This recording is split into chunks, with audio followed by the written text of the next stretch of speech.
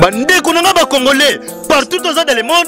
Bon abonné na version Nouvelle TV. Version Nouvelle TV, ba gag, ba film, nyonso etali culture ya Congo, tous s'abonner massivement na kati ya version Nouvelle TV. Bon abonné massivement. Siek, c'est pas pareil. Ayuna. Merci à vous téléspectateurs téléfidèles de la version Nouvelle TV, la chaîne à l'arche idéal. Car nous sommes c'est nos demandes partout dans le monde, surtout dans Paris, Belgique, États-Unis, Canada. Le prophète de la nation, autrement dit Voulouzi Denis Lessi. Et c'est aujourd'hui avec lui, nous allons parler à longue et à large. Pour te dire, qu'est-ce qui se passe avec le prophète de la nation, Denis Lessi. Merci à toi, mon papa d'amour, Jean-Pierre Moulungu, et maman Caroline Mbumba. Malobi Moussale Zosala Makaka Nenge Tosololaki. Merci à toi aussi, la grande dame de Paris, Bijou Afou Amateso. Lelo na plateau Toso Mbebino, le prophète de la nation. Malobi Moutou Oyo. Ayako pesa ba précision na mambetali prophétie. Asali be événement na mboka Oyo. Oyo soko za pena vrai patriote. Tu ne peux pas ignorer. Et aujourd'hui, le monde a bougé. Poto a bougé. Bolobito Yambelabino, le prophète de la nation, Denis Lessi. Voulouzi. Et si je parle le même langage avec mon réalisateur, Bob Kokissa, le réalisateur le plus emblématique et le plus rapide, Pessabiso élément à version Nouvelle TV, et bon Kotissa, le prophète de la nation, Denis Lessi, Voulouzi. Let's go.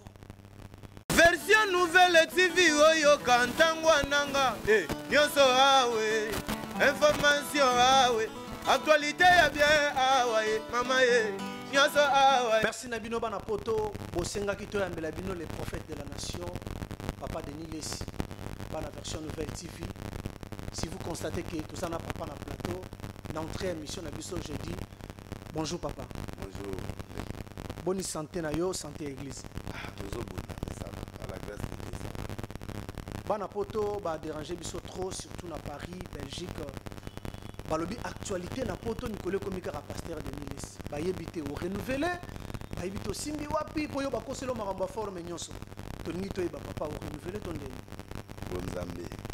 Nzambe na uto ba Nzambe pendant 7 ans. Na mitu na question après ba épreuve na zwa ki ya makasi. Mutu nyonso na vie na de gloire.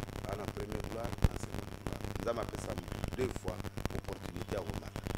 Alors pour quand on a deuxième gloire, il faut nous avoir mon effort pour y ça la pour qui est pendant 7 ans de la sortie de prison. Je me suis tué dans le bail l'autre, dans Bimara, Kasuki, et l'autre moi ma bise dans la mboka, tant que les bimina bimina. Tant que l'autre ma bise bimina bimina disparaître pour na luka face en Zambie na la vision à Sika. Moi tant na bimina ndondo et ça n'inga mokili mobimba. Ndondo aboti bambio baba na na mkemike. Koyo na ye na deuxième gloire na bande na kebanje o ezali grandeur, donc na ye na vision ya sika po pia kobota banane. Donc c'est question ya oyo Nzambe na zonga na mboka place ngai na indimela place onga na ndimela awa mais et pas autant na 80 mais na vraie conversion na 84 na mboka.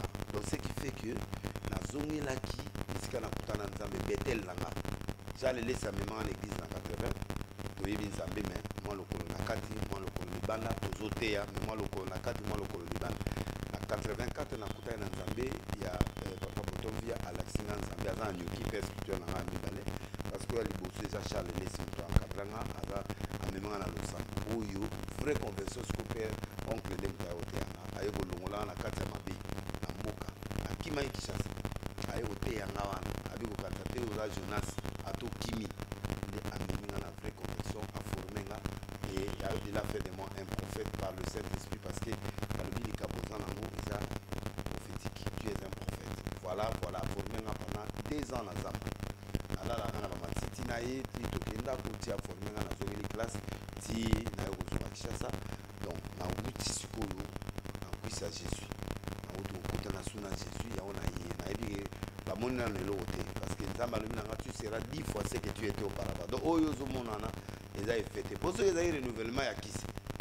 Mais parce basi babandi kokanga nayebi ke baloba auti mboka auti kozanga alinga mpe bongo mpo esala ngai bien fo motu baloba no oza na kisi mpo soki oza na kisi te siko baloba koza eloko te bakoloba koza na eloko te bien sûr papa nazalaki na mwa question moko na entrée de jeu pour expliquer biso quelle est la différence qui existe entre la gestion d'un pays et la gestion d'une église. Bon, la gestion d'un pays, voilà, ils sont politiques. Ça, ce sont des politiciens qui gèrent la nation, qui gèrent le pays. L'institution est établie, la présidence, gouvernement, parlement, assemblée, tout. On est la gestion de la République. On est fait par les politiciens. L'église est dirigée par des hommes de Dieu établis. Malgré il y a des invitations, mais est gérée par Dieu lui-même au travers d'un homme de Dieu et il lui donne la vision de conduire les brebis jusqu'à les préparer pour l'enlèvement. Mais pour la matière, la politique, pour les politiques, pour les alikamoteo, tu peux accéder au pouvoir. Mais biso l'église, comme un pasteur était au bon wanité. Ce que en tant que faux pasteur, nous avons mora obimiso mutakala obimiso pour les devant batou. Si on a vraie conviction la carte, ato yagili seki, kuna nakati au mona ke bisekera gozalate. Voilà. Voilà. Est-ce qu'un pasteur peut quitter l'église pour aller dans le parlement? Oui, il peut aller sur un appel à solo yata. Nazo souligner. Vous avez l'honneur. Vous avez le Daniel à solo na Bible. Vous avez le cola batou bazali le Joseph. Vous avez le forcing au Kenya parce que au Samba ya moni ba passer les bélo ba kota na politique ba bima mibimba terre. Ba bima mibimba ata mukete. Ndongo zo mona histoire ya pays zo la biso et c'est juste moni passer moko à côté na politique. A mimi réveil mon na politique na mboko ba changer et comme ce que le roman jamais. Akeya melami loko lambisi. Akeya melami loko lambisi. Net bon gouvernement to zaka na Amos Mbaye moko. Alors, yeb sanga elo nini à part sport. Influence ni ako mema na kati ya politique quoi. Donc moi je crois que tout kuta ba batologa ba mugalu ba défendre qui na kati ya maison civile pendant des années il est là. Tu vois? Mais ce que problème to lo ba politique to lo ba ba Daniel a kota penda politique bona roi afuka. Na roi a changé. Na roi comme ko sambela nzambe ya Daniel. Tu vois? Donc c'est ça la différence. Donc les hommes habités. Mais tous les hommes de Dieu n'ont pas fait la politique. Sauf des prophètes qui fréquentent les politiciens parce qu'ils doivent donner un message. Les prophètes souvent qui parlent dans l'histoire d'Israël pour les premier modèle. C'est les hommes de Dieu, les prophètes qui partaient vers le roi où le roi vient les consulter. Mais en dehors de ça, les autres ne pouvaient pas s'attarder d'aller parce que surtout pour Daniel, pour Miché, pour quelques bateaux, ça dit que la chose là est bien sélectionnée. Donc, quand beta mutu bote au suka tanto na prison au suka tanto na aussi ba problème tala lokola archbishop un grand leader na mboko a soutien infirme à cause il y a biloko ya incompréhension pour mutu na nzambe façon au monde le na façon politicien ça des choses différentes et puis monde on est un monde à kaisa là un monde moko ya ba kuba un monde moko ya butu un monde en melega na butu na moi ba to pesa ni mbote na butu ba bundi. Donc, il y a un monde compliqué. Moussa les Anzabé pour côté ne faut dans l'Anzaba so. Oza la pena libula en kosi de obimi kosi à Kangio. Ok pena ndenge bakenda ina moto wana ba Sadrak Meshak ba bima penza ça est gratuit. Eh papa. So ko kite ko kenete. So dans le kolonam o suka yo mo benda mlampo ndezana au côté na moto pe zigisi au kufina. Donc moi je crois que conseil là on peut savoir homme de Dieu. Ne tentez pas cette histoire là, c'est pas bon. Pour moi, c'est pas bon parce que même Babiso, tant que en tant que prophète, tout sera dans la prison. Pour mon d'abord supporter vérité, sera dans la dimension à côté. Sera dans la prison. Sera mabé. Sera va décevoir. Sera suer. Au moment on a des conséquences. Au moment on a le pas bon. Au moment on a biloko on a continuer biloko au monde partout. Donc ba biloko problème moko boye. Alors il faut au niveau politique. Kota na bango na bakisi na bango to kota na molili na bango. Wana ba osimba ote olingi pendo kota politique tika lo yengi na babiloka mike po ba kozwa yo kaka ba kolukoloka moi point faible no po ba so alors tamé to vanda na église to vanda kimia mais si un prophète n'est un bon prophète je continuerai à parler pour la nation et puis je continuerai à prêcher ma prédication chez moi Je continuerai à prêcher ma prédication chez moi. Nabenge Vienayo, collègue dont je ne sais pas, l'homme du retour à la parole, l'évêque Pascal Mukuna, à l'écran Teva le Binzamba Ebisiye, à Funda Kabila. À l'écran émission, pour ne pas citer les noms, Batounier Oliambo, on a bangabi Bazaoko Sangai. Mais la mission est qui? Les prophètes de la nation, le bi Tolia. Papa qui s'amène à tellement le bio, c'est du mensonge. Impressionnant Gozani. Bon, l'évêque Mokunaro, le Banzamba le bélier, et ça, le Kutate, parce que sous la Banzamba le bélier, je respecte l'opinion, c'est normal. Ça, les Banzamba Ipsaki, mais au moins les conséquences en prison. Pourquoi de la politique? Parce qu'en prison. Pour moi, moi, je suis bien malaka. Pourquoi Kassiko? Pourquoi Fio en a Kassiko? Pour l'histoire, il y a des gens qui ont été salaki. Mais il pour les bouées. Mais ma sola ont salaki. Ils ont quand? Pourquoi ce moment? C'est les paroles, il y a des réseaux soit battus. Il y a un lobby politicien, mais et surtout qu'il est parti même acquiser les présidents honoraires. Il y a ce qu'on appelle la fou du roi. Ça dit que moi, c'est à mon année, mais c'est au début, moi, c'est à mon année. Donc, il y a des choses où il y a des gens frère ou foi, on a des années. Mais, il dit, qu'on a rêvé. Pourquoi? Alors, donc, je voulais vous dire que il faut que les gens fassent attention. Bon, côté Kolia, on a un leader, on soit quand même en réconfort.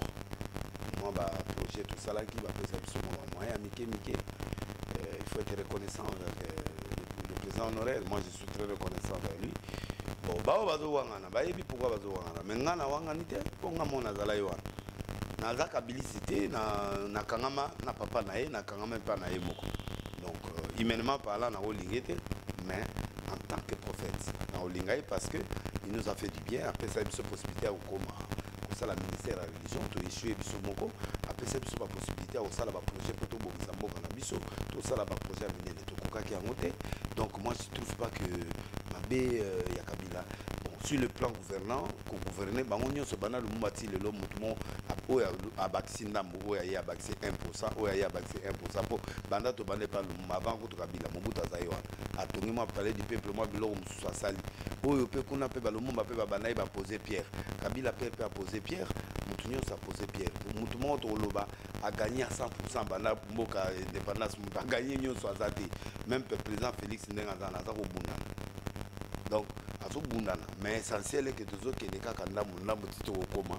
Mais il a conscientisé quelques personnes, mais na reproché ki ga muke voilà banalise wana banda 60 si les locaux babilo qu'on est bana oya longoli moninga oya ebandi na 60 ba crise bana kuna ya ba parti politique mboke kabwanaki mobuta ya zongi mboka ensemble abakisi aye dictature et puis makambo ezongi atongi moi ba parler du peuple atongi moi ba pont maréchal atongi ba martyr ti lelo ba bakisi loko mususte aparo ya tongi bon Kabila aye na moi modernité moi bimeuble côté na mboka moi lumière de côté mais côté Kolia tout ça toujours na ba problème.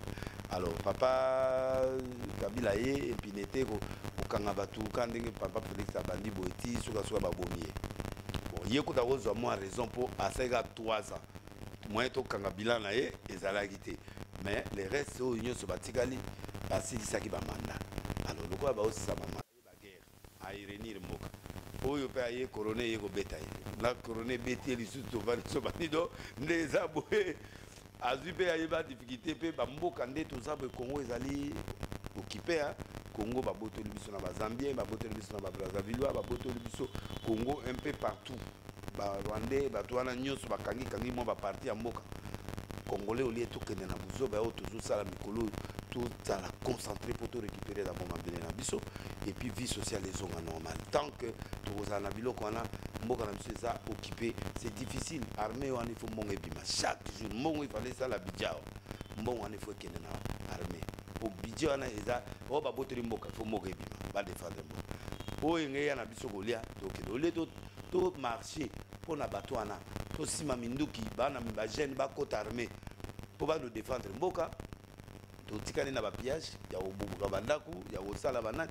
Donc moi je trouve pas la cause ero il faut tosanga na biso nyonso bandimi mosusu bakota armé bakota la police babunda mpona mboka ero c'est l'armée motu to akende to financer. Donc moi je trouve que biloko nazoloba avec la zone division mais il faut abunda jour akobima okomprendre siko po prison eza mpe école ndenge aza wana na kati bato nyonso babeteli ya maboko baza mpo bakompagnaki eti kofunda baza wana cour constitutionnel mpe azopesa mpe résultat mpe te. Donc bamwana yango yango tozomona eloko te. Bon bokata ye likambo ou bokondane ou bobimisa ye. Donc ce qui est important na minute eza ya mwana comme ça moi je l'encourage po ete azala kimia se constater pa nzambe soki asalaki eloko te nzambe akobimisa ye soki asalaki eloko akolelelaka nzambe wana akobimisa ye e soki abimisi ye akoyeba marche nini akotenir biso tokota mpo nga na professeur ya école professeur en épreuve donc nakopesa leçon donc nga nakota baglm nazwa bapimona baglm bamakala bamai ya moto babiloko tu nazwa donc nga sikoyo nakoma neti chef nakoma neti professeur extraordinaire naleki kuza professeur ordinaire mpo nga sikoyo nakoyebisa ye place wana ya bien te. Donc bapasteur oyo baolandanga posala blake te okota politique bikotela te ndeko nanga otala référence ya archibishop un grand leader to perdre parmi belema ya mboka oye wana apesa biso elenge évangile.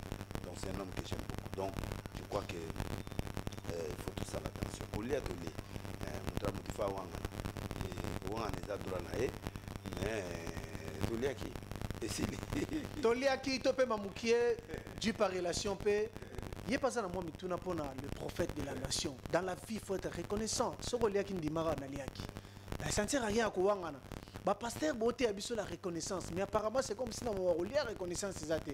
Si je parle même langage avec mon réalisateur Bob Kokissa pesa biso élément version Nouvelle TV et bongo dû par relation a démarré na question. Let's go.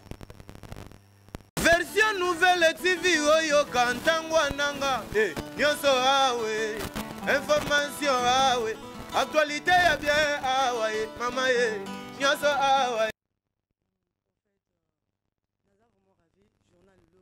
Naza l'ensemble na yo et bas abonné na biso vraiment eloko bolukaki yango tomoni bino papa teni lesi nazongi kana eloko moko lobi sikoyo olobi politique eza mabe mpona basali ya nzambe mais soit tozomona bapasteur baza liso concentré na l'église te bango to bakomi na politique to comprendre l'église ezokotisa liso mabonza bien te yango bokomi kolanda mabonza ntina parlement parce que bon enveloppe akaki to comprendre ezoboma bino obi ke enveloppe akaki ekocréer nga problème mais otieno ka mutu kuna po o se retrouver na place ya mabe.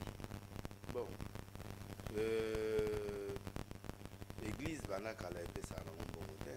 Église ndenge nayekola nasala 37 ans na ministère église epesaka mbongo te offrande efutaka te dima wana mpe efutaka te eza barelation ozala bobondeli moto azwi miracle aye abeneli mokonzi moko amoni liboko ya nzambe aye abeneli donation moko boyebouta kekekani yango église evivaka nango nani namoni offrande epesi solution na paster moko te même baéglise oyo ozomona minene wana l'offrande ne donne rien même badima wana epesa eloko te eza bafruit ya crédibilité ya mosala na yo crainte ya nzambe oza nango priere oyo ozosala nzambe afuta yo tu vois jour moko nasakoli motu moko na tv boye pa azwi aboti ere bakangi nga ere par exemple na te nalaga bakati nga émission na fait émission moto abenga na brazzaville yaka kaka ndenge ozala na yaka na koti brazzaville tulinga prix ya télévision nabengi grand frère apesi montant apesinga le double avec elosonga te asalinga résidence mbalamo nazwi visa na brazzaville epi nake mbalamo na paris nasombi nzolo tv. Donc moi je crois que c'est comme ça que tu agis aboti mwana azwi miracle azali convaincu nanga apambolinga nasombi tv reste ya mbongo nasali yango makambo mosusu jour mosusu boye nasakoli mondele mo na France azalaki paralytique atamboli azalaki millionnaire ntango atamboli esili abenir nasombi appartement nazongi kisasa nasombi ndako c'est-à-dire que eza na baka oyo oza vraiment sérieux na mosala na yo ntango oza sérieux na mosala na yo nzambe akojoine eloko moko. Alors comme mosala ya nzambe ekoti lokuta to ekoti bapaster lokuta ekoti na loyenge ekoti na église moto aza capable azali na appel ya nzambe ya solo sukasuka osali fo aluka moyen à couvrir. En couvrant comment Makiona, en couvrant comment miracle lokuta en couvrant comment la prophétie à Goyokana, na une église na yo, au président comme Batambongo, Bataboinga, na Banio Sakola, comme si Outi Pansam. On a des colonnes d'Amazon, on a des petits points d'abattu. Maman a dit le baba pèse au pèse. Ba pèse au bongo, oui, maman a BBC 1000, 50 000, mais Banda il va jouer un bongo, on a batonga, Banda côté, ça appelle le côté. Vous avez bien malaki. Et loko yudi na frère Zambete o sala ngo loko te masanga ambiance basi ozu basi esili aussi sipe mo ngo bandeli su lokuta l'église mususu boke boyoka donc association wana o ba passer ba sa bloko wana nzambe ba trishaka ete ko yemta o monde et c'est ce qui fait que ba o monde nga na lo balelo ya nzamba tindinga pona lo bana basala nzambe to changer to koma normal nzambe mutapesa nzambe mutatombola bon ce qui mutake politique ezaka ba passer te politique comme ya esika mbongo ezolekana mutu tu azali maître na mboka akomi député mutu tu ayi pêcheur aza mo ba pratique na ye akomi député provincial ou député national Godin Poy il wana aza na président assemblée mais il fait son travail na bien son compagnie donc il y a des gens ba ça peut mosala na bango bien mais fausseté ya mutu uta epa na ye moko dès le début so za faux place au KDP et ça faux au monde peut OK na parlement ngo comme lukaka ba motion pose mbongo po euti à l'église yango no yena ngo kona donc moi je crois que l'église a besoin de réformes tout ça pour ça basali ba gloire ngé qui na Congo mais faut quitter pas basala nza mais basala nza bango nini o ba kozwa gloire na mboko ba serviteur de Dieu ya solo basa ba jeune peut bazo matana ndenga solo ba banga nza be basa mais to yebi bango te ba place ta musu ba batami to éviter je vous encourage là où vous êtes ne commettez pas des erreurs que nous on a commis ne commettez pas des erreurs que vos pères ont commis ne commettez pas des erreurs que les aînés ont commis pour ceux qui n'ont autant le papa qui l'a parce que basali 94 ans na kata 30 ans Zambie 60 ans sur combien de ministères toyokate o dégâts moko boité abalaka mansi wana moko tile le va divorcer ça partout ba grand pasteur rebelle va divorcer donc pour vous montrer déjà que le yenge ça oko sala ta moi faiblesse au tout beli mais o ya ko benga mwasi ndoki donc ça ba biloko moko eza mabe na kata na biso donc ce qui fait qu'il faut église ilembi population ilembi yango il faut tous se repentir pour tous ceux qui ça confiance ya peuple on a vers biso bon bateki yo so mona l'église mon pasteur mon ba globele di kamavani ato moni bena montakolo eza ya solo ato moni bena likambo eza ya solo mais akovanda te to comme mona moi qui liture ya bo démissionnaire na moni ga o ya justice a démissionné na lunda bubulu ba période moko bo ya démissionnaire mais yoka ba nombre ya bato ba démissionner to otanga bango ya otanga ça dit que peuple congolais a sa tête à tazo ça mais il veut toujours continuer or les committants oyo to penser na boka to penser et ça pasteur et ça politicien tout le monde a ça l'évangile à vendre bah on peut voir ça politique à vendre parce que bah il dit que bon c'est belé kuna mais pour nous nous bana komba peuple yango je mona réciter et ça pour le bien comme peuple on pas en bas mais sur le résultat ça va opinier les politiciens là donc et là on est sur peuple les loba peuple va nous faire la zela ikola bana parce qu'ils sont manipulés par l'église ou ils sont manipulés par le peuple ou les politiciens pour mutunyo so peuple wana eza divisé na lamuka eza divisé na IDPS eza divisé na cash eza divisé na FCC ezali domi soki mokonzi moko ya atelemi abi eloko eza bo peuple osa mais mokolo yo kokufa famille ezo perdre bango ba oyeba soutien lelo tozomona nani batiaki ye o akufaki nani jeune garçon akufai comme ne kinga soki aussi baliaka cha jeter banda ba prometaki bango tozomona mutu moko après un an mais pendant cette période là tu vois aussi les loyo maman eko joa maman Denise a joa maman mukano otinda bana na babusa après combien d'années bon président kendaka kuna après combien d'années wapi ba mususu bayaka komona na pona campagne électorale bazawa député nyo sanga kanga photo na mwasi arusi akangi photo na ndako arusi lelo rusi akufi na sobelenda na tongeli eloko na na saleli yo likambo bana na bata $1 million ba pesa donc pour vous dire que okufa na yo pe okufi ba bosa ni rusi tout makila makasi ndengo zomona kutwa osala mais les restes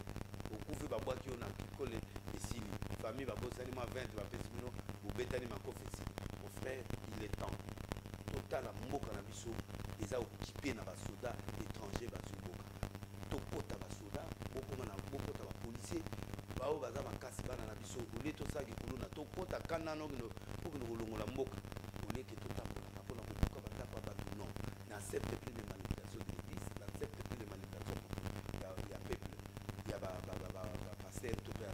Les lots de comme là. Ce sont les hommes de Dieu qui manipulent et les policiers qui nous manipulent.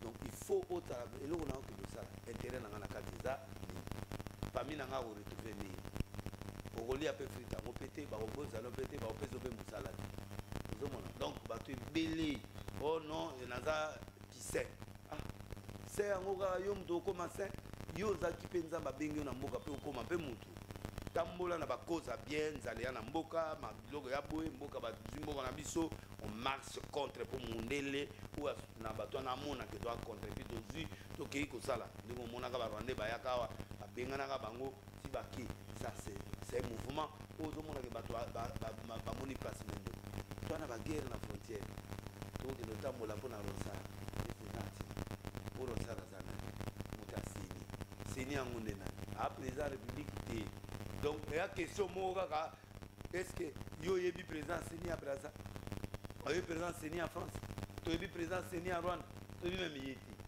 mais na Congo président sini a comme distributeur à président et c'est ça et là on a lobby que ba confesseur religieux c'est comme politisé mutazo ya na agenda na e na kombo ya mutu na ndeko bokota bitumbo boyebi mutu te makolote bokota mukota biloko wana te to bundela nde mboka to bundela mutu te to bundela individu te to bundela mboka to bundela mboka économie mata to bundela mboka banguna o bazwi mboka bakende to buka su ndako ya moningo sa souffrité nyonso wana eza ba manipulation oyo ezosalema agenda caché na kati ya marche bosalango non vous cassez la maison de votre frère vous cassez l'église de votre frère msu yo moko mpe osambela afu to osala nini ata catholique ata protestant ata l'église alindalala obukani tambola revendiquer batulana toyeba mpe ke maladi ya na nzela.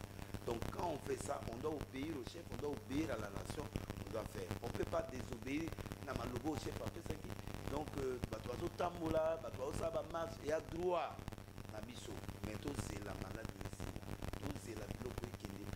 Tout comme ça. Donc je vois na pousser et là où yo lobby. Donc toujours il y a des bons et des vrais. Il y a des bons politiciens, il y a mais les bons ba yo kana raté. Ko ba yo ba ngote ba ko étouffer. Mais ba bien oyo baza mabe wana nde bango nde bazozwa mbongo bato malamu bazomona na te. Donc ngana zoloba il y a des faux, il y a tout des vrais. Là où bato baza vrai bobulela mboka po baza ba faux za ba obimisa nyoka polele po yozo défendre comment mboka mais mboka ngo yozo défendre ngo oboza mbongo mama to li ba immeuble totali ezali ya ba propriétaire ezali immeuble ya ba politicien bon bato wana bato loba na comment faire pour la honte suivre. Moi je crois que il est temps au peuple congolais aux conscience.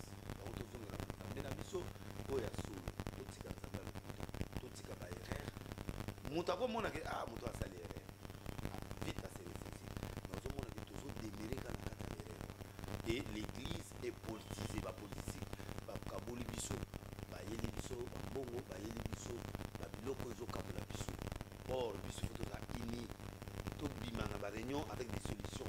Comment confesseur religieux dirigé par les cardinaux, ils ont yaboué, solution ils ont marqué. Alors tu vas gérer mon année. Bimina à la réunion, peuple, le roi d'Allo. Pour ce vote à la moutonale. Soban lima moutonale protestant, soban lima moutonale catholique. Est-ce que le logo est là? Point d'interrogation. Bino mon cas n'a conscience dans ça. Alors quand on télévise déjà un grand opinion pour le libéral du peuple, le logo est là, tu peux aller dans la route à Bandapuna. Yo y va raconter qui a route à Bandapuna. Bon, boye otumula on a erreur là. Ceux qui moutonent les caca. Est-ce que ceux qui fouiller be moutana tendance. Ata tendance mon côté.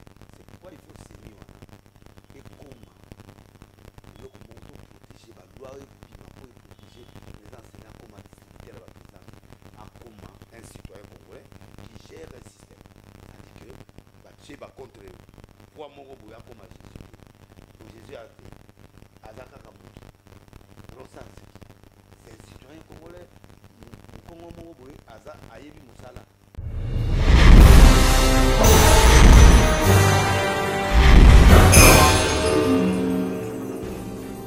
Bandeko nanga ba congolais partout dans le monde, bon s'abonner na version Nouvelle TV. Version Nouvelle TV, ba gag, ba film, nyonso etali culture ya Congo, tous s'abonner massivement na kati ya version Nouvelle TV. Bon s'abonner massivement. Siècle, c'est pas pareil. Ayuna.